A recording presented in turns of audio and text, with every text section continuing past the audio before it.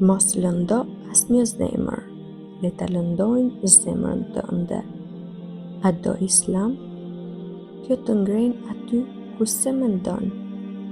Pasha Zotin, kur arrin në një nivel të caktuar që ti e ke këtë moral, në qoftë se arrin t'i lëndosh dikujt zemrën, automatikisht të lëndohet zemra jote më shumë, se ti nuk je mësu të lëndosh asnjë zemër. Ti nuk je mësu të flasësh vrasht.